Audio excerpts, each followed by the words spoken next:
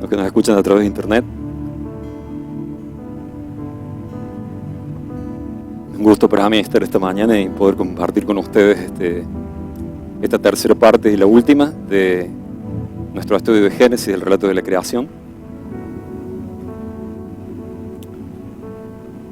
Y antes de comenzar, quisiera que oráramos juntos por este tiempo de compartir la palabra de Dios. Gracias, Padre Santo, por esta mañana que nos permite estar juntos en su casa como hermanos, juntos para poder meditar en su palabra, poder meditar en la creación. Señor, le ruego que nos asista en nuestra debilidad humana y que el Espíritu Santo nos enseñe a través de su palabra en todo tiempo, en toda situación, especialmente esta mañana, Señor. Gracias por este día. Gracias por su protección, por su cuidado en medio de las enfermedades, de las pruebas de la vida. Gracias, Señor. Gracias, Padre. Nos ponemos en sus manos ahora en este momento, en este tiempo, en el nombre bendito de nuestro Señor Jesucristo. Amén. Amén. Amén. Muy bien. Antes de comenzar con el tema de hoy, vamos a hacer un breve repasito de lo que vimos el domingo pasado. Básicamente el domingo pasado vimos los primeros 4 días de la creación y como resumen, vimos que la narrativa histórica de Génesis muestra que la creación del universo es un milagro realizado por Dios en 4 días de 24 horas. Ese fue el punto principal que vimos. Y el otro es que, desde un punto de vista de la ciencia que estuvimos analizando, de qué dice ciencia el día de hoy, los marcadores de edad del universo, según el modelo cosmológico del Big Bang, presentan datos inconsistentes con una edad de 13.787 gigaños, como dice la ciencia hoy. Ese es un resumen de lo que vimos en los primeros 2 sermones sobre el relato de la creación. Y hoy nos vamos a ocupar de la tercera y última parte, que es acerca del origen de la vida. Por eso le invito a que en sus casas, si usted así lo desea, se ponga de pie, vamos a leer la palabra de Dios. Vamos a leer en Génesis capítulo 1, del versículo 20 hasta el capítulo 2, versículo 3. Voy a leer de la versión Reina Valera contemporánea. Y dice así la palabra de Dios. Y dijo Dios, que produzcan las aguas seres vivos y aves que vuelen sobre la tierra por la bóveda celeste. Dios creó entonces los grandes monstruos marinos y todo ser vivo que repta y que las aguas produjeron según su género, y todo animal alado según su especie, y vio Dios que era bueno. Y Dios los bendijo con estas palabras: reproduzcanse, multiplíquense, llenen las aguas de los mares, que se multipliquen las aves en la tierra. Cayó la tarde y llegó la mañana, y ese fue el día 5. Luego dijo Dios, que produzca la tierra seres vivos según su género, y bestias, serpientes y animales terrestres según su especie. Y así fue.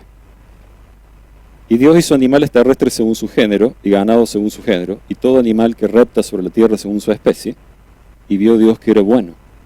Entonces dijo Dios, hagamos al hombre a nuestra imagen y semejanza, que dominen toda la tierra sobre los peces del mar, sobre las aves de los cielos, y las bestias, y sobre todo animal que repta sobre la tierra. Y Dios creó al hombre a su imagen, lo creó a imagen de Dios, hombre y mujer los creó. Y los bendijo Dios con estas palabras: reproduzcanse, multiplíquense y llenen la tierra, domínenla, sean los señores de los peces del mar, de las aves de los cielos y de todos los seres que reptan sobre la tierra. Y dijo Dios, miren, les he dado toda planta que da semilla y que está sobre la tierra, y todo árbol que da fruto y semilla, ellos les servirán de alimento, para toda bestia de la tierra y para todas las aves de los cielos, y para todo lo que repta sobre la tierra y que tiene vida, toda planta verde les será de alimento, y así fue. Y vio Dios que todo lo que había hecho, y todo aquello que era bueno en gran manera, cayó la tarde, y llegó la mañana, y ese fue el día 6.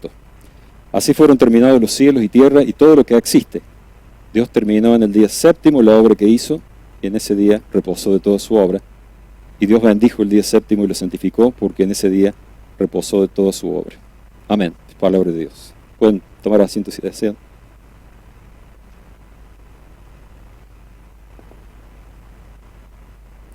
Lo primero que vemos en el relato de Génesis es que la creación exalta a Cristo, nuestro Señor. Y el domingo pasado habíamos visto cómo Juan, cuando comienza su evangelio, en el primer capítulo, él menciona a Jesús como la luz. Y la luz habíamos visto que era una tipología de una cualidad divina. Y En ese mismo versículo, al principio del Evangelio de Juan, donde Juan menciona la luz como una cualidad de vida, él también menciona la vida. Y dice Juan, en él estaba la vida, y la vida era la luz de los hombres. La luz en las tinieblas resplandece, y las tinieblas no prevalecieron contra ella.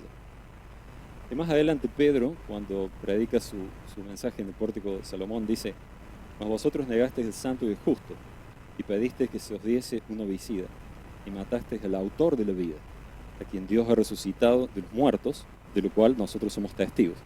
Nosotros vemos cómo Pedro reconoce en Jesús el autor de la vida, el creador de la vida.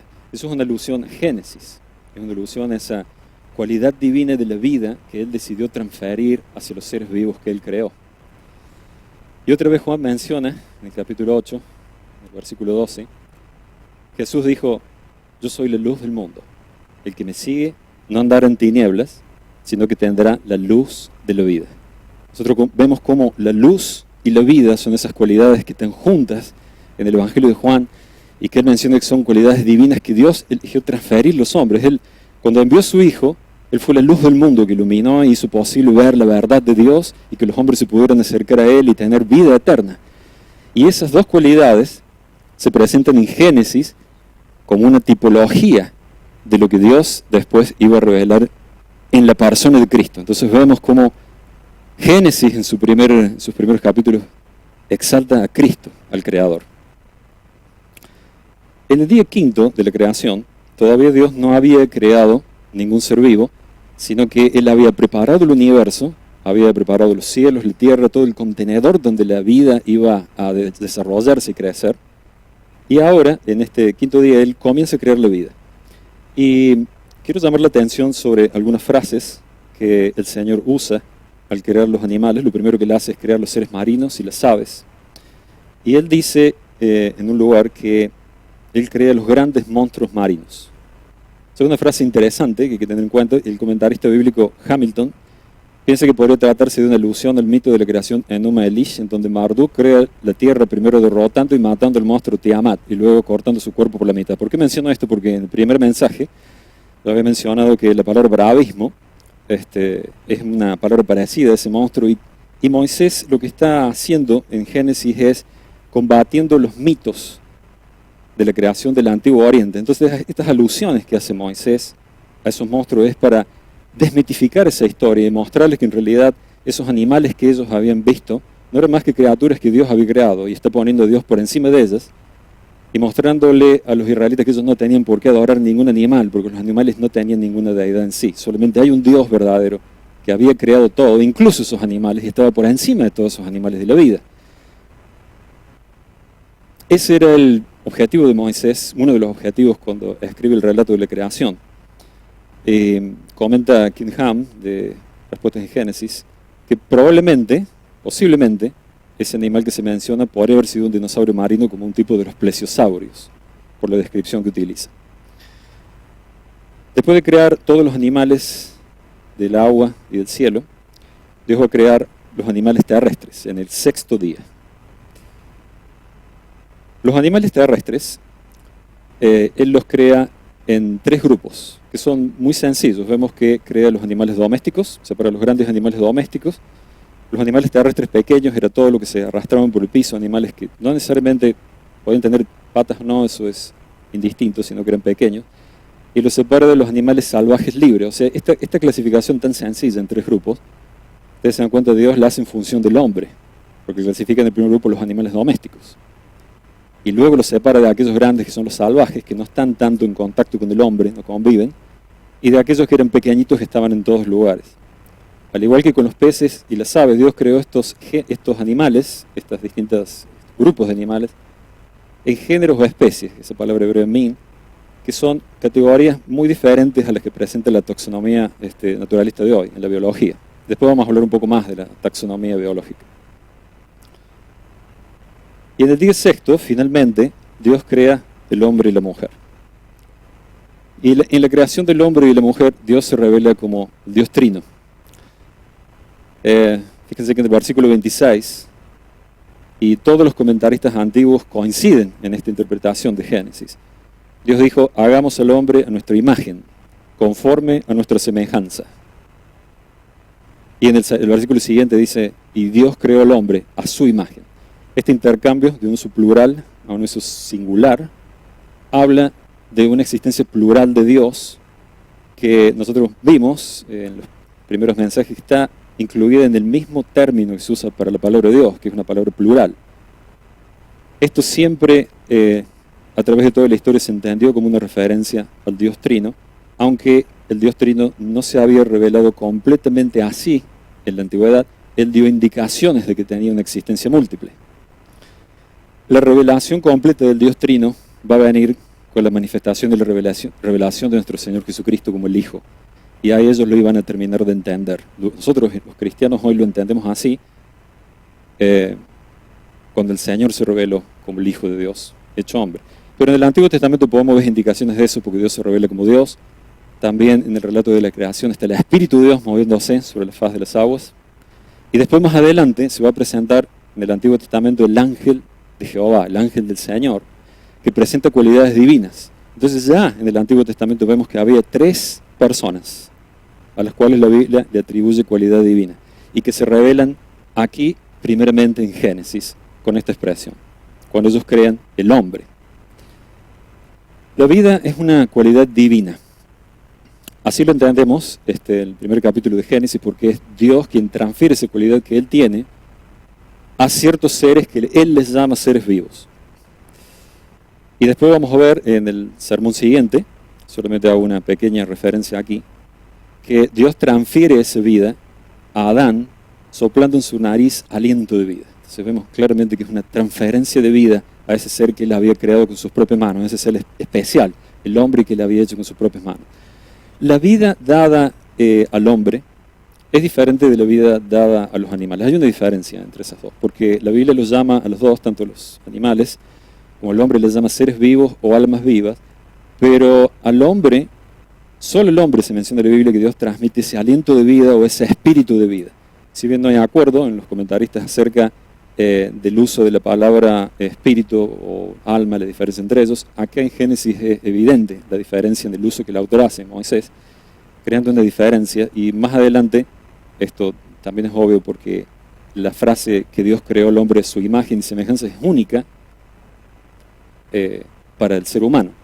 Esa frase, creó Dios a su imagen y semejanza, hay quienes han entendido que esas palabras son distintas, pero siempre a través de la historia se les interpretó como sinónimos para reforzar la idea de que el hombre estaba siendo creado en una semejanza a Dios que es de tipo espiritual, porque no es la semejanza simplemente de vida, ya que los animales también tienen vida, sino que hay otra semejanza que es más próxima a la de Dios, que es el espíritu.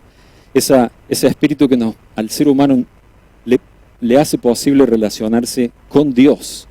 Solamente los seres humanos muestran esa inclinación religiosa a buscar a la deidad. No vemos eso en los animales. Los animales viven una vida más natural, pero es el hombre el que necesita una relación con el Creador de una manera especial, de una forma espiritual.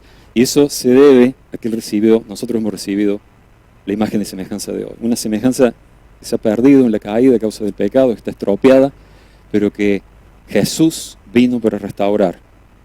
Y solamente Él lo puede hacer. Por eso Juan dice, en Él estaba la vida, y la vida era la luz de los hombres. Solamente Jesús es el que puede dar vida espiritual, el que puede perdonar los pecados y hacer posible que esa imagen de Dios sea restaurada en el ser humano.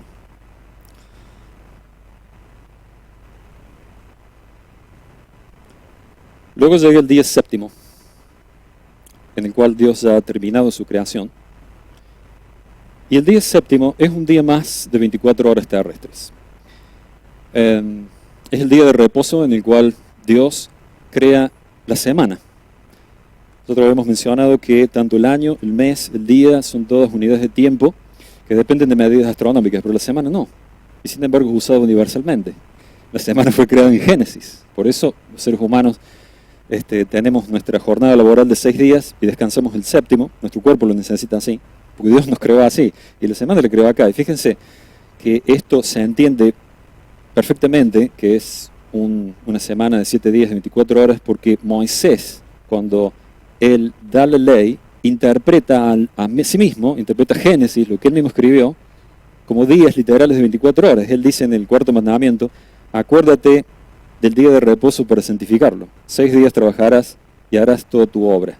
Mas el séptimo día será reposo para Jehová tu Dios. No hagas en él obra alguna. Tú, ni tu hijo, ni tu hija, ni tu siervo, ni tu criada, ni tu bestia, ni tu extranjero que está dentro de sus puertas. Porque, dice, en 6 días hizo Jehová los cielos y la tierra. Esa es la razón por la cual ellos tienen que trabajar solamente 6 días. Porque Dios había hecho todo en 6 días. La relación es obvia, es directa, con la semana de la creación. Dios había hecho todas las cosas, los cielos, la tierra, el mar, todas las cosas que en ellos hay, y por lo tanto reposó Dios en el séptimo día, y por tanto Jehová bendijo el día de reposo y lo santificó. Hay quienes piensan que el día de reposo continúa hasta hoy, porque terminó la obra creadora, y porque falta esa expresión la tarde y la mañana en el día séptimo, pero eso es no se puede interpretar así correctamente. Si bien Dios reposa de su creación el día de hoy, no significa que el día de reposo dure hasta hoy. El día de reposo fue un día de 24 horas que terminó. La obra de la creación concluyó, Dios ya no está creando, trabajando en su creación porque está concluida, pero sin embargo Dios sigue obrando hasta el día de hoy, sustentando la creación, y hoy está trabajando en la redención de la humanidad. Eso no significa que el día se extendió. La falta de mención de la tarde y la mañana, lo habíamos visto sermón pasados, es porque los días laborales del primero al sexto se trabaja la primera parte del día, las primeras 12 horas de luz, y el autor comenta que fue la tarde y la mañana, completa ese día de 24 horas con la noche durante los 6 días, pero en el séptimo, como no se trabaja y no hay jornada laboral, no hay necesidad de mencionar esa frase, por eso el séptimo día no lo incluye, pero es un día más de 24 horas. Bien. Esto es un breve comentario en cuanto a algunos puntos del libro de Génesis, en cuanto a la interpretación. Y ahora voy a dedicar un tiempo para hablar acerca de lo que la ciencia dice acerca del origen de la vida. Y vamos a ver que es bastante diferente. Y esto lo hago porque el pastor Rubén me pidió que diera información, sobre todo para los jóvenes, para los chicos adolescentes que van a la escuela, para que estén enterados de las cosas que van a escuchar y por qué los cristianos creacionistas creemos distinto a lo que ellos van a escuchar en la escuela. Es importante que lo sepan y las razones por las cuales se enseñan estas cosas. Principalmente con respecto al origen de la vida, la ciencia naturalista tiene un concepto bastante diferente. Estuve buscando algo sencillo sobre esto y encontré en Wikipedia algunas definiciones. ¿Cómo se define la vida hoy en la ciencia naturalista? Por ejemplo, desde el punto de vista de la bioquímica. Dice, todo organismo vivo contiene información hereditaria, reproducible y codificada en los ácidos nucleicos, los cuales controlan el metabolismo celular a través de unas moléculas, proteínas, llamadas enzimas, que catalizan o inhiben las diferentes reacciones biológicas. Eso es la definición bioquímica de la vida. Pero fíjense que el mismo artículo de Wikipedia comenta, a pesar de ser más precisa y más acertada, tampoco se la considera una definición válida, ya que excluye la vida fuera de la química que conocemos y, por ejemplo, la imposibilita en el campo cibernético o en una química distinta, algo que hasta ahora no se ha demostrado. O sea, ellos mismos ven una limitación en esa definición bioquímica porque no consideraría vida fuera de la química que conocemos. ¿Por qué? Porque hoy se cree que se puede llegar a encontrar vida en otros planetas. ¿Y qué pasa si en otros planetas la química es distinta que acá? Ese es el punto de vista de la química, la definición de la química. Otra definición, desde el punto de vista de la genética. La vida es todo organismo capaz de evolucionar por selección natural. Bastante diferente que la anterior. Pero dice el artículo de Wikipedia, una vez más, tal definición no es aceptada por muchos biólogos, ya que incluye los virus dentro del grupo de los seres vivos. Hay un problema ahí. No se sabe hoy si los virus son o no seres vivos. No hay acuerdo de eso dentro de la ciencia. Y podría en un futuro introducir algún virus informático polimórfico que incluyera algún tipo de rutina avanzada de evolución darwiniana. Claro, los científicos creen que pueden crear vida, inclusive vida informática. Por supuesto, nadie diría que tal programa de ordenador fuera un sistema vivo. Bueno, en fin, para hacerlo breve, no quiero estar mucho tiempo en esto. La realidad es que la ciencia naturalista moderna no hay consenso acerca de qué es la vida. No lo saben. Hablando del origen de la vida en sí mismo, mire lo que dijo un premio Nobel, el Dr. George Wald, premio Nobel de Medicina de 1967. Mire lo que él creía acerca de la generación de la vida. Por improbable que consideremos este evento, es casi seguro que sucedió al menos una vez. El tiempo es del orden de 2.000 millones de años, es lo que se creía en el año 67, que era la edad del universo. En tanto tiempo, lo imposible se vuelve posible, lo posible probable, lo probable prácticamente seguro. Solo hay que esperar, el tiempo mismo hace milagros. Esto sabemos que no es así, no es posible. Después, más adelante, voy a mostrar matemáticamente que esto no, mejor dicho, voy a citar un científico que muestra matemáticamente que esto no puede ser. El tiempo no ayuda en esto, para nada. Y el tiempo de 2.000 millones tampoco. Pero vamos a ver qué dice sobre el origen de la vida un científico, el doctor James Tour. Él es profesor en Ciencias de los Materiales, Nanoingeniería y Ciencias de la Computación de la Universidad de Rice, en Houston. Este hombre es judío mesiánico, es cristiano, pero no se identifica con el diseño inteligente ni con el creacionismo. O sea que estoy citando una fuente que no es creacionista. Así que puede ser mucho más objetivo en esto, si se quiere. Este hombre tiene su propia empresa de nanotecnología, él fabrica memorias, fabrica máquinas moleculares, es una persona que entiende materiales y la química es su campo. Él ha estudiado este tema de la vida, de la evolución. Mira lo que dice acerca del origen de la vida.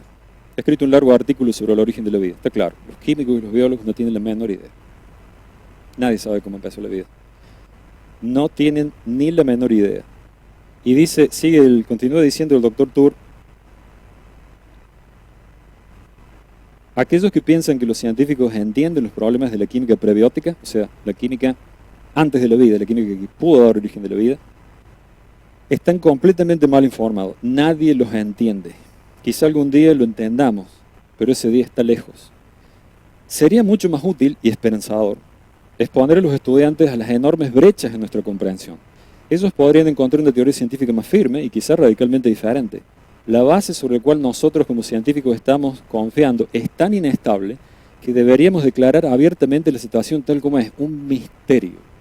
Nadie sabe cómo empezó la vida. Científicamente nadie sabe cómo empezó la vida. Y vamos a ver qué probabilidades hay de que la vida hubiera comenzado por casualidad, por generación espontánea.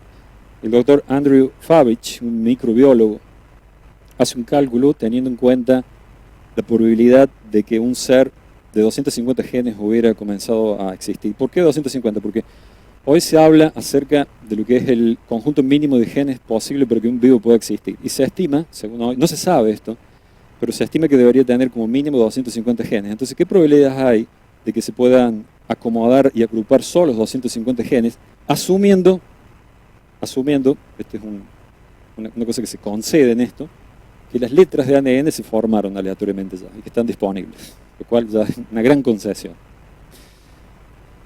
La probabilidad más o menos de encontrar un rompecabezas de 250 piezas que ya está unido dentro de la caja. ¿Alguien espera abrir una caja de un rompecabezas con las 250 piezas juntas? Es más, haciendo un cálculo matemático simple, muestra que para una generación aleatoria de 250 genes, eso podría haber sucedido una vez en 7.429 por 10 a la 460 veces la edad del universo actual. Para que usted se dé una idea, ese número es una cosa difícil de imaginar. Porque hoy se estima que la cantidad de átomos en el universo está entre 10 a la 78 y 10 a la 82. Y esta probabilidad es 1 en 7.429, 10 a la 460. Es un número que uno ni siquiera puede imaginar. Es un número con 460 ceros después. O sea, ¿cuál es la probabilidad de esto? Nada, cero. No se puede, es imposible. Y estamos hablando de un ser de 250 genes. La cantidad de genes que tienen los seres vivos que conocemos es muchísimo más que eso. Esto muestra que el doctor George Wald, Premio Nobel de Medicina del año 1967, no tenía absolutamente la menor idea de lo que estaba diciendo. Es un artículo de fe, es una cuestión de fe. Porque no hay otra opción para ellos. Porque desde el punto de vista de la ciencia naturalista, no hay Dios, no existe lo milagroso, ellos no tienen nada más que creer y prefieren creer en algo imposible en vez de creer en Dios. Vamos a hablar un poco acerca de la taxonomía biológica que mencionamos al comienzo, porque hay quienes ven en Génesis una taxonomía demasiado simple. Entonces vamos a analizar un poco a ver si la taxonomía biológica es mejor que la de Génesis. Como taxonomía se entiende, ahí están los grupos principales taxonómicos que dividen a los seres vivos en reinos, después está en filos, en clase, y en esos distintos niveles del reino animal es donde se traza lo que se llama el árbol filogenético de las especies, los cuales ustedes ven esas rayitas que se unen un punto con otro, que tratan de ubicar las distintas especies en las distintas taxonomías generales. Vamos a ver, bueno, esto está definido en Wikipedia de la siguiente forma. Esto es lo que se usa en biología. Dice los taxones son los grupos en los que en la biología se clasifica científicamente los seres vivos, atendiendo a su semejanza y proximidad filogenética. Pero, ¿qué dice el doctor Craig Venter acerca de esto? El doctor John Craig Venter no es muy conocido, pero es un conocido en nuestro ambiente, pero es muy reconocido en el ambiente científico y es un empresario que trabajó con el doctor Francis Collins en el proyecto de genoma humano. Cuando hablamos del proyecto de genoma humano, generalmente se recuerda al doctor Francis Collins, que después se convirtió en cristiano, hoy es cristiano, gracias al Señor. Pero gracias al doctor Venter es que ese proyecto se terminó 3 años antes de lo que se había programado, porque él propuso una serie para identificar la secuencia de los genomas que ahorró 3 años de investigación.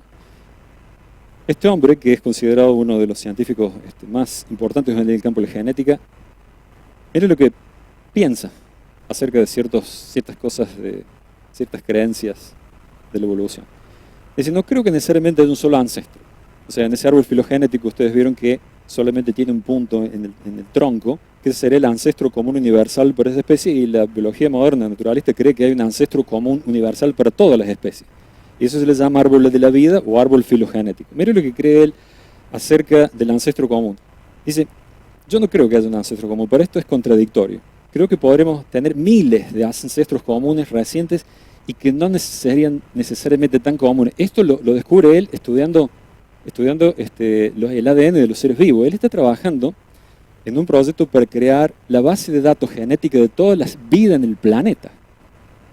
Ya se han identificado más de 6 millones de especies y se han catalogado los genes de las especies para crear una base de datos de todos los seres vivos del planeta. Él sabe de lo que está hablando.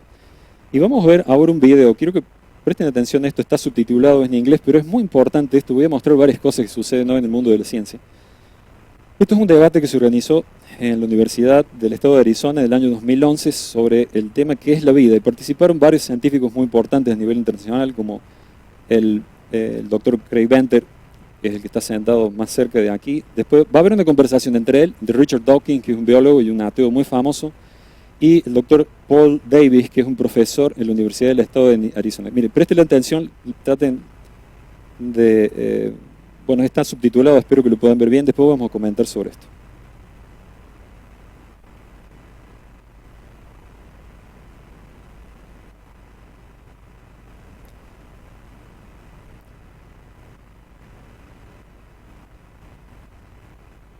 Está para atrás.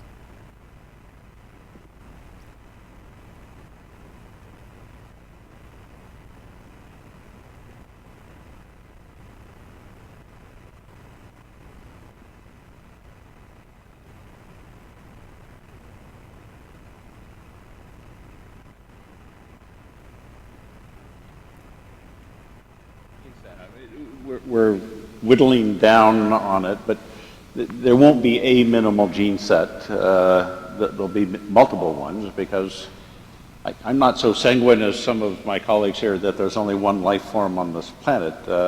We have a lot of different types of metabolism, different organisms. I wouldn't call you the same life form as the one we have that lives in pH 12 base that would dissolve your skin if we dropped you in it. Oh, I've got the same genetic code. We'll have a common ancestor. Well, you don't have the same genetic code. In fact, the mycoplasmas use a different genetic code and would not work in your cells. So there are a lot of variations on the theme. But you're not saying it belongs to a Paul different Davis le tree of dice, life from ¿acaso me, estás diciendo Well, I que think the otro tree árbol of de la life vida? is an artifact of some early scientific studies that aren't Mira lo que really dice el holding árbol de up. vida. So the tree, Quizá hay un arbusto de la vida, you no know, un there árbol may de be a vida. bush of life. Right. Yes. Bush, I don't like that word. No me gusta esa palabra, dice But Lewis definitely- Krauss. A nadie le gusta. Mire lo que va a decir ahora Richard Dawkins. So there is not a tree of life, and in fact, from our deep Pardon, sequencing ahí sigue of Craig Venter. organisms in the ocean, out of now we have about 60 million different unique gene sets. We found 12 that look like a very, very deep branching, perhaps fourth domain of life. That obviously is extremely rare that it only shows up out of those few sequences. But it's still DNA based. But the diversity we have in the DNA world, I'm not so sanguine and ready to throw out the DNA world. I think we're going to, maybe like Richard was saying, we're going to find the same molecules and the same Ahí base empieza a aflojar un systems poco wherever we look. sus declaraciones. You, in presidente. fact, had a comment you wanted to make, Richard. Y pide la opinión de Richard Dawkins. I'm intrigued at Craig Mira saying lo que dice that Richard. the tree of life is a fiction. I mean, Es casi idéntico, dice, el ADN de todas las criaturas. Vamos a ver después si es cierto eso. Is all but identical, and surely that means that they're all related. Le pide que comente algo. Todos se ríen. Y Craig Venter no All responde. right, look, let me give you a specific... Y ahí termina. Y cambia de tema. Le voy a contar un poco qué está pasando ahí. Es muy interesante. Craig Venter está comentando cuáles son sus descubrimientos en el campo de la genética después de analizar 60 millones, después de identificar 60 millones de genes distintos. Está diciendo, miren, el árbol filogenético no funciona. No hay un ancestro común. Y los colegas de él empiezan a repetir los dogmas de la evolución. Pero hay un ancestro común. Todos tenemos medio código genético. Me estás diciendo que pertenecemos a un árbol de la vida distinto. Y cuando Richard Dawkins, que es uno de los ateos, y es un ateo que ha publicado muchos libros en contra del cristianismo, en contra de Cristo, él vuelve a preguntar el tema, ya Craig Venter se queda callado. Esa es la presión de los pares. Craig Venter no cree en eso, no cree en esos dogmas de la evolución. Mire lo que él dice, lo voy a repasar. No va a haber un conjunto mínimo de genes, sino un conjunto múltiple, un conjunto mínimo de genes, digamos, para crear un ser vivo, sino múltiples. No soy tan optimista como mis colegas aquí de que hay una sola forma de vida en este planeta. Tenemos muchos tipos diferentes de metabolismos y diferentes organismos. Creo que el árbol de la vida es un artefacto de antiguas investigaciones científicas que ya no se pueden sostener, así que el árbol no va, quizás hay un arbusto de la vida. En realidad lo que él está diciendo es esto. Esto le llamamos el huerto de la vida en el creacionismo, que muestra cómo se originó la vida en el planeta. Dios creó los seres vivos en su forma original. Después hubo un proceso de especiación, eso sí es algo observado, vamos a ver después qué es, de qué se trata. Pero en el diluvio todas esas especies murieron, pero fueron rescatadas en el arca por medio de Moisés, por medio de Dios, de un acto milagroso del Señor. Las especies que rescataban todo el contenido de ADN de ese animal. Por ejemplo, el primer caso es el lobo, es muy interesante. Se sabe hoy que el lobo, por el ADN, contiene todo el genoma, todo el código genético de la familia de los cánidos. O sea que si Noé hubiera llevado en el arca el lobo, hubiera llevado el perro, el coyote y todas las clases de perro que hay. Porque todo el gen de la familia de los cánidos está en el lobo. Entonces Noé no rescató todas las especies, rescató a aquellos que tenían el código genético que rescataba todo ese grupo de animales. Y después se comenzaron a crear las diversas familias o tipos diferentes de especies, la especiación, que es algo que sí está observado. Pero no está observado que todos los animales vengan de uno solo. Eso la genética no lo muestra. Mira lo que dice el Dr. James Tour con respecto a esto. Incluso con esta evidencia respaldando el ancestro común, otros consideran que el ancestro común es insuficiente para explicar parte de los datos.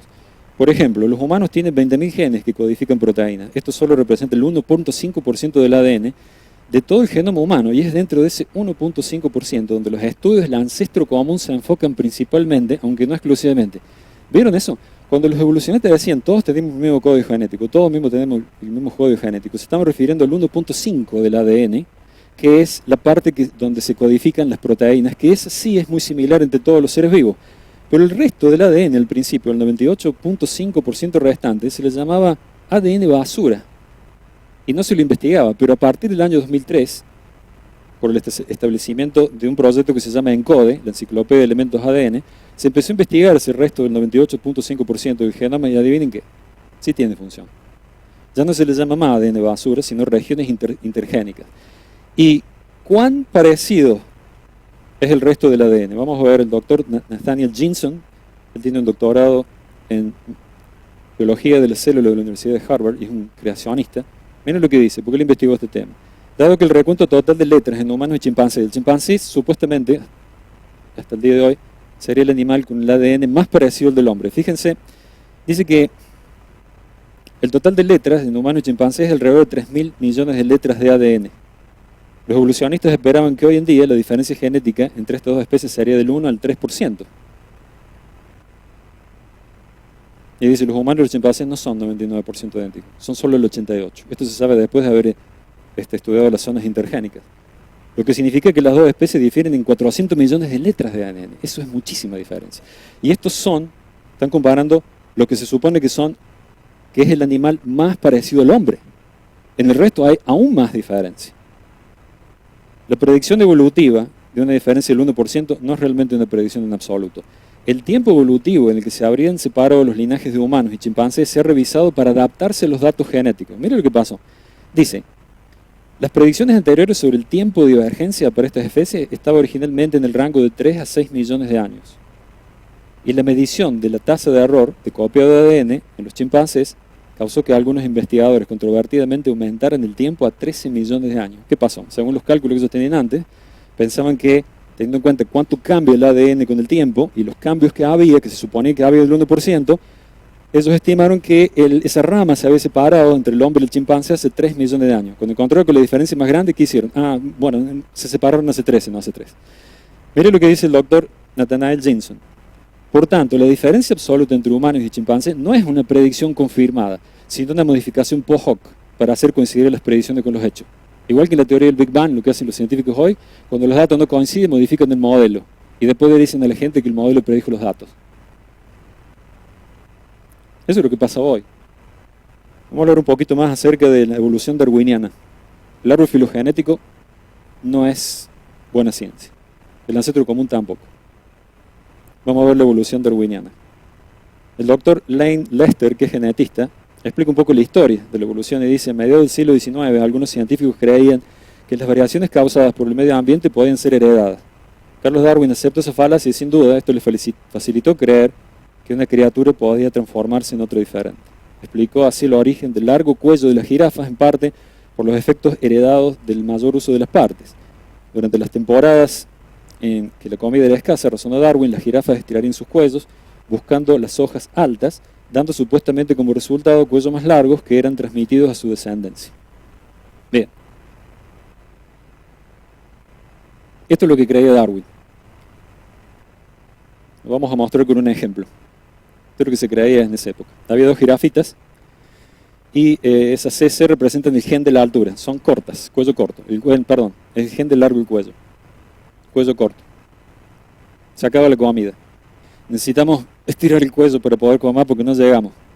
Entonces, por ese deseo de estirar el cuello, habría sucedido una mutación en el gen, apareciendo milagrosamente un gen de cuello largo, y con el tiempo solamente sobrevivieron a aquellos que se les estiraba el cuello por esa mutación y terminaban siendo jirafas de cuello largo. Eso es lo que creía Darwin en esa época.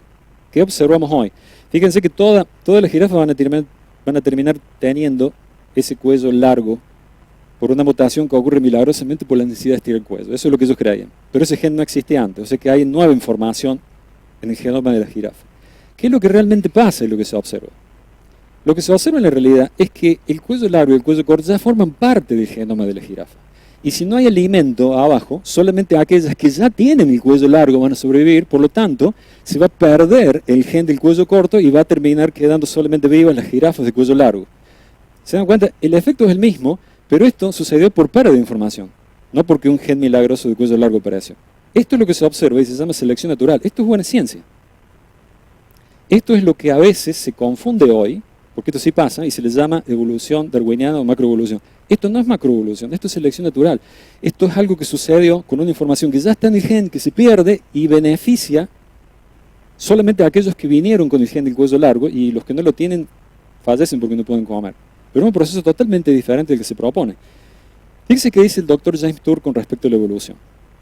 En biología dice los mecanismos para tal transformación, o sea, la transformación primera, la de la evolución darwiniana, el hecho de que la jirafa estire el cuello y aparece milagrosamente un gen. Mire lo que dice él. Los mecanismos para tales transformaciones son un completo misterio, mecanismos químicos, él habla de la química. Creo que los grandes cambios químicos necesarios para la macroevolución no se comprenden, y en ese momento ni siquiera podemos sugerir los mecanismos y mucho menos observarlos. La evolución tiene que ver con el mecanismo que produce el cambio en el tiempo y con la teoría del ancestro común universal. Son esas dos cosas, el pilar de la evolución.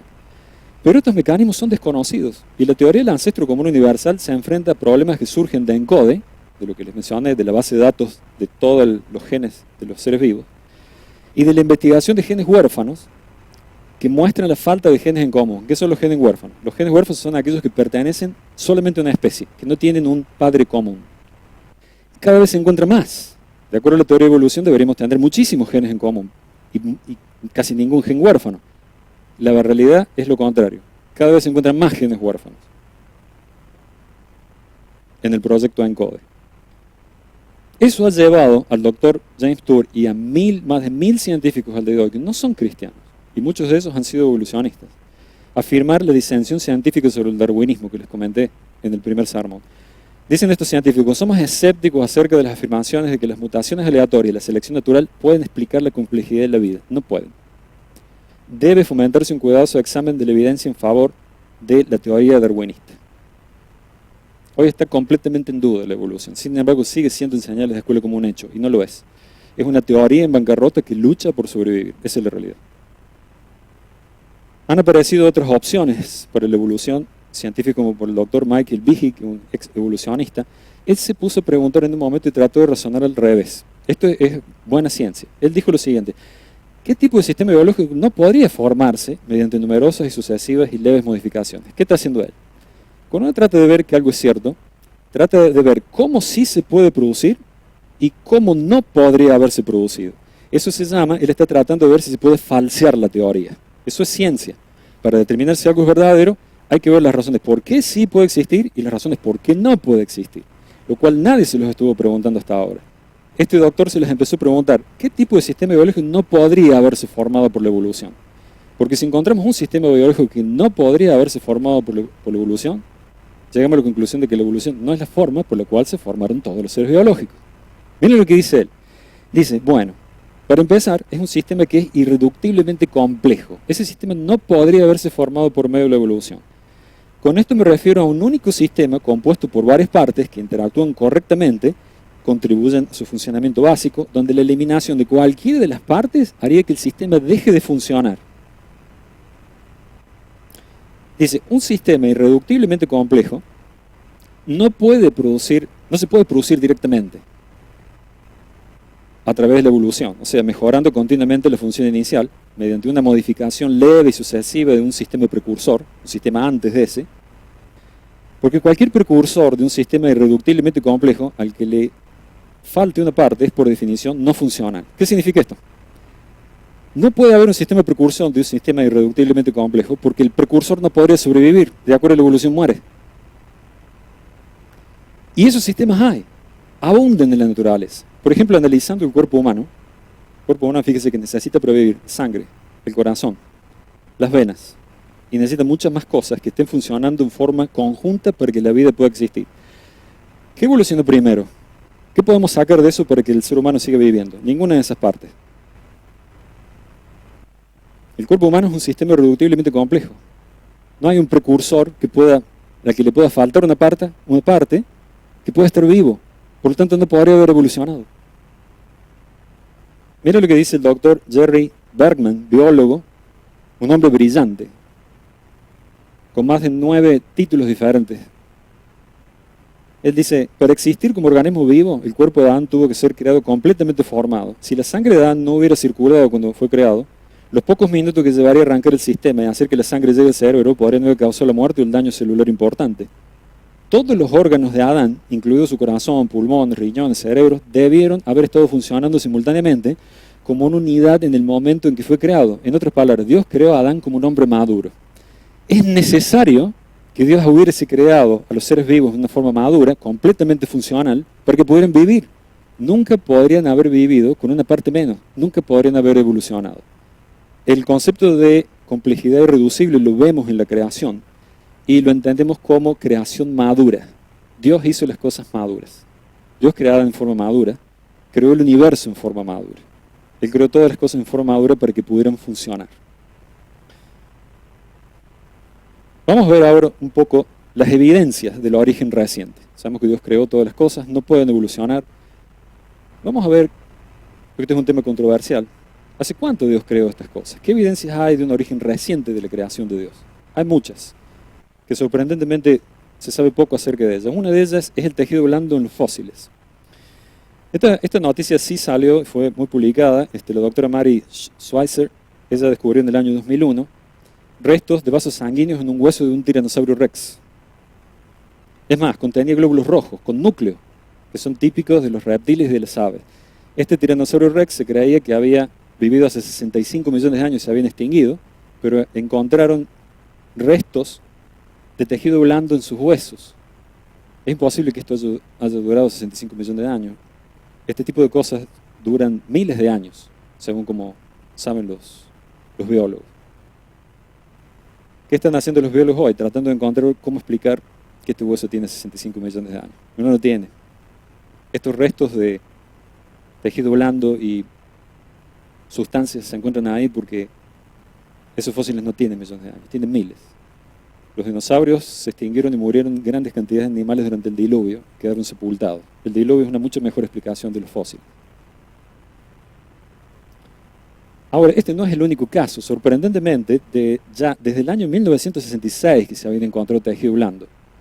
Y hay 41 casos confirmados por científicos y por paper. Y solamente cito uno de los 5 casos más interesantes acá.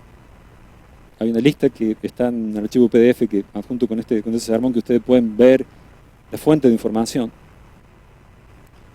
Una de las más interesantes es la que se cubrió en el año 2015, la que estaba abajo de todas, que es fibras de quitina en gusanos de tubo grande, datados de la edad geológica evolutiva de precámbrico, hace 551 millones de años. Eso es absolutamente imposible. Otra de las interesantes, la que sigue, desde abajo para arriba, en el 2013, supuestamente en el Cretáceo, se encontró tejido blando en un cuerno de un triceratops de 67 millones de años. Eso lo encontró el doctor Mark Armitage, y lo pongo ahí, lo menciono porque él es cristiano y creacionista, era un operador de un microscopio electrónico que encontró esto, y después que publicó el paper lo echaron de la universidad. Él hizo un juicio y se lo ganó a la universidad. Hoy trabaja en otro lugar.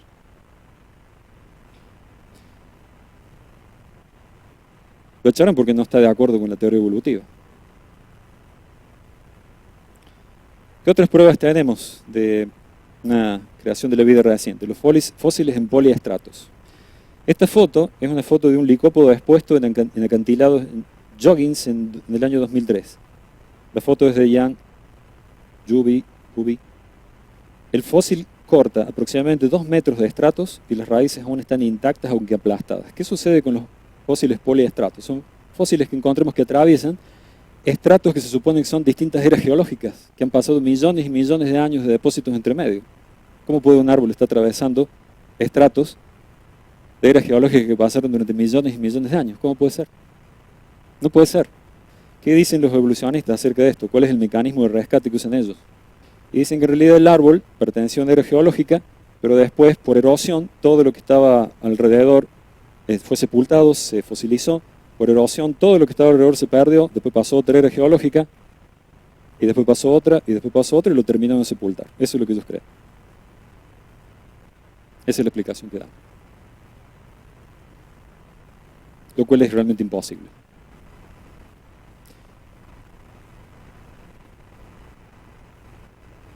¿Qué otra prueba tenemos?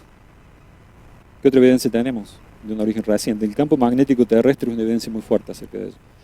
El campo magnético terrestre está disminuyendo muy rápidamente. Se reduce a la mitad cada 1500 años. Si tuviera millones y millones de años, la Tierra nunca podría haber dado origen a la vida, porque hubiera sido demasiado caliente y el agua nunca podría ser encontrada en estado líquido. El campo magnético terrestre pone una cota máxima para el origen de la vida de 20.000 años. Y esto es algo que se sabe muy bien de la ciencia y no tienen forma de mostrar ni de explicar por qué esto está pasando así, ni cómo la vida apareció con un campo magnético tan fuerte. Es más, hay evidencia arqueológica en el pasado de que el campo magnético era fuerte. Esto es un hecho. ¿Qué otra evidencia hay de un origen reciente? El carbono 14 en fósiles, carbono y diamantes. El carbono 14 es un isótopo radioactivo del carbono que decrece rápidamente, se empieza a desaparecer. Es inestable. Son minerales radioactivos que son inestables y empiezan a desaparecer y a irse. Pero la vida media es solamente de 5.730 años. Se reduce la mitad en 5.730 años. Si los fósiles fueran tan antiguos, no tendrían nada de carbono 14. Sin embargo, se han hallado en fósiles que se consideran antiguos.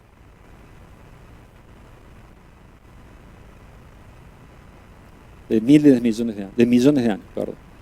Eso no es posible. Es más, se ha encontrado carbono 14 dentro de cristales de carbón y dentro de diamantes.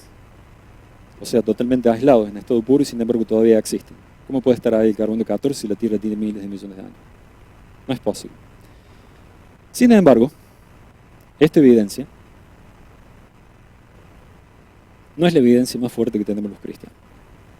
Y voy a explicar por qué, porque ya lo vimos en el primer y segundo sermón, que la evidencia que hay acerca del origen reciente no es nuestra evidencia más fuerte. ¿Por qué no? Porque el origen de la vida, el origen del universo es un milagro. Y un milagro produce información inconsistente. Lo hemos visto con Adán. Adán, cuando fue creado por Dios, fue un milagro. Si yo hubiera medido la altura, el peso, el desarrollo óseo de Adán, hubiera dicho, esa es una persona adulta, tiene 30 años, tiene 20 años. Sin embargo, no lo tenía, porque es un milagro. Si yo hubiera medido otras cosas de Adán, como el colesterol y otros parámetros fisiológicos, hubiera dado que tenía muy poco tiempo. Es información inconsistente, porque es un milagro. Sin embargo, la información clave para poder entender que Adán fue creado maduro, y que nosotros los cristianos tenemos, es la fuente documental histórica que tenemos, que es la palabra de Dios. Esa es la fuente final. En Lucas 3, 23 al 38 se traza la genealogía del Señor Jesucristo hasta Adán. De acuerdo con la genealogía de Génesis, el tiempo entre Adán y Abraham es de 2000 años aproximadamente. El tiempo transcurrido entre Abraham y el Señor fue de 2000 años y hasta el día de hoy han pasado 2000 años más. Por lo tanto, sabemos que aproximadamente toda la creación fue hecha en 6000 años. Esa es nuestra fuente documental histórica. Pero ¿por qué no se acepta esto hoy por el ambiente científico? ¿Y por qué muchos cristianos no lo aceptan? Es una cuestión de cosmovisión. Ese es el gran problema que hay. Eso es todo. Tiene que ver con cosmovisión. La cosmovisión es el conjunto de creencias que tiene una persona que adopta como verdad y por lo cual son los lentes que analiza toda la vida. Si yo tengo una cosmovisión cristiana basada y fundamentada en la palabra de Dios, voy a ver la evidencia y me voy a dar cuenta, claro, la vida, la creación es un milagro, la creación de Adán fue un milagro, es claro. Pero si yo me pongo los lentes de la cosmovisión naturalista del hombre, no puede ser porque los milagros no existen, Dios no existe, por lo tanto no puede ser, no lo voy a creer. Ese es realmente lo que pasó. A esto se reduce todo el problema. Ahora fíjese, si como cristianos nosotros creemos en lo que dice la ciencia, acerca de la creación de la vida, si nosotros adoptamos una cosmovisión naturalista y creemos que solamente los científicos pueden decir que es verdad, ¿qué vamos a hacer el día que ellos critiquen la resurrección de Cristo? Que es el otro milagro que los cristianos creemos. Nosotros podemos llegar a renunciar a creer en el milagro de la creación, en el milagro de la vida, pero no podemos renunciar a creer en el milagro de la resurrección, porque si no hay resurrección no hay cristianismo. Se acabó todo. Pablo lo dice claramente. Si Cristo no resucitó, si los muertos no resucitan, Cristo no resucitó, vana es nuestra fe. Nuestra fe se basa en un milagro de la resurrección del Señor. Y sabemos que es cierta, 100% en base a pruebas documentales históricas, no en base a la ciencia. ¿Qué dice la ciencia acerca de la resurrección? Estos doctores, Lloyd y Trevor, escribieron un artículo acerca de la resurrección del Señor Jesucristo en el año 91, en un journal médico en Inglaterra. Miren lo que dicen. ¿Resurrección o resucitación? ¿Qué pasó con el Señor? Miren lo que concluyen estos científicos. Dicen, la fe no requiere el abandono de la razón o el asentimiento a conceptos científicamente inaceptables. La Iglesia será más fuerte si incorpora dentro de sus credos el conocimiento científico demostrado. Si no lo hace, todo lo que quedará es una creencia ciega, mucho más allá de la credulidad de la mayoría de las personas. Básicamente lo que está diciendo es que no podemos creer en cosas científicas porque nadie nos va a creer. No importa si nadie nos cree. Nosotros creemos a Dios. Es a quien vamos a dar cuenta de nuestra vida. Él es nuestro Salvador.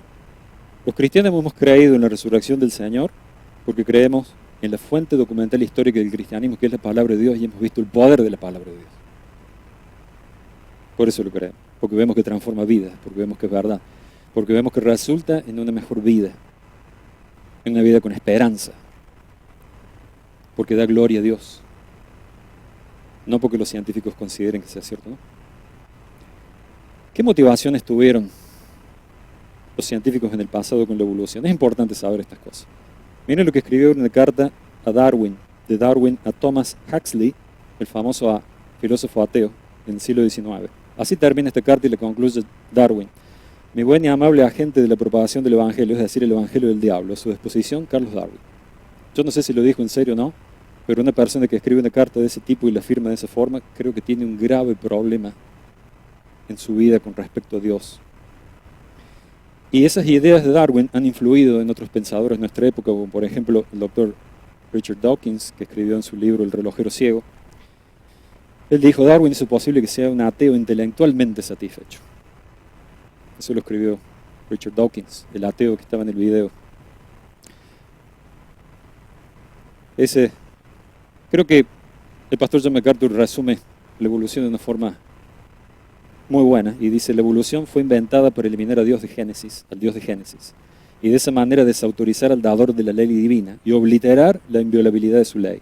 La evolución es el medio más reciente que nuestra raza caída se ha ingeniado para suprimir nuestro conocimiento innato y el testimonio bíblico en el sentido de que Dios existe y nosotros debemos rendirle cuentas a Él, como hemos visto en Romanos 1:28 en el primer sermón. Con su aceptación de la evolución, la sociedad moderna pretende librarse de la moralidad, la responsabilidad de la culpa y la culpa. La sociedad en masa acoge con gran entusiasmo la evolución porque los pecadores creen que así eliminan al Creador y que todos los seres humanos se pueden librar de esa idea y no tener que dar cuentas el día de mañana ante el juez de todas las cosas. Ahí se cortó la proyección más. No lo veo. No importa, ya estaba por terminar. No lo veo acá en el tablo. No está. Ya estaba por terminar y quería leer un salmo para terminar.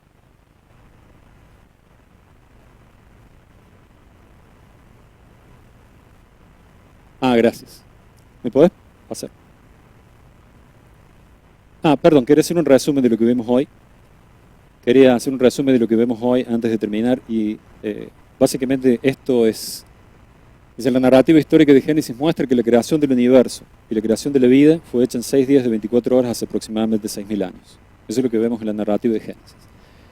La evolución es una teoría sin soporte de la química y cada vez más desacreditada por la genética. Eso es lo que vemos hoy en la ciencia. La vida fue creada por Dios en un estado maduro para que pudiera subsistir, ya que su complejidad es irreductible. Eso es lo que vemos en la ciencia. ¿Por qué vemos la creación? El salmista cuando habla acerca de la creación, mire lo que dice.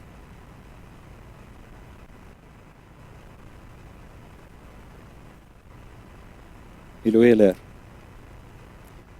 Con su palabra el Señor hizo los cielos. Todo lo creado lo hizo con el soplo de su boca. El Señor junta el agua del mar en una vasija y pone en un depósito las profundidades del mar. Que toda la tierra tema al Señor, que le teman todos los habitantes del mundo. El Señor habló y todo fue creado. El Señor ordenó y todo apareció. La creación nos habla de un Dios lleno de gloria, del dador de la vida, del dador de la luz para que podamos ver la verdad en Jesucristo. La creación exalta la gloria de Dios y Él la hizo para su gloria, para la gloria de su Hijo, el Señor Jesucristo, para la gloria de la Trinidad y para que los hombres temamos al Señor.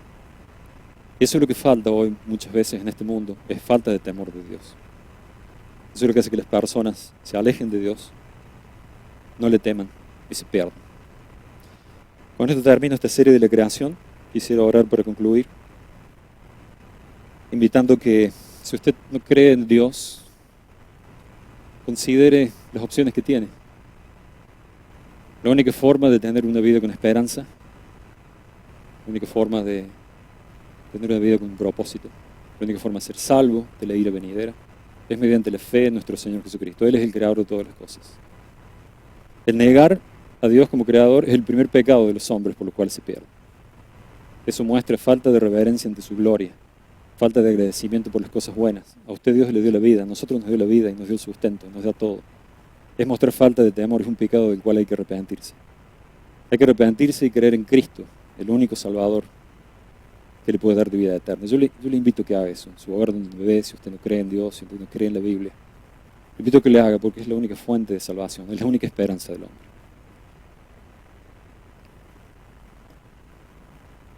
Vamos a orar para terminar. Padre del cielo, Dios santo, gracias por este día, bendito Dios, en que hemos podido considerar su palabra y considerar las cosas que se creen hoy en día en el mundo equivocadas. Gracias que usted nos ha dado en la Biblia una fuente confiable de autoridad. La Biblia es su palabra, la Biblia por medio del cual usted ilumina al hombre hoy y nos hace conocer de Cristo. Cristo es la luz, es la vida, es fuente de esperanza para el hombre. Es el Dios creador, Dios todopoderoso, que hizo los cielos y la tierra y la vida y todas las criaturas y nos hizo a nosotros mismos. Él es el origen del universo, de la vida, el origen de todas las cosas, lleno de gloria, a quien tememos y respetamos. Bendito Dios, Señor nuestro, queremos dar honra y gloria a su nombre en medio de su iglesia, proclamando su palabra, proclamando la esperanza y el perdón de los pecados que se obtiene solamente por la fe en Cristo, nuestro bendito Dios y Creador. Le agradecemos por el día de hoy, Señor, y nos encomendamos en sus manos para honrarle, temerle y darle gloria. En el nombre de Jesús. Amén.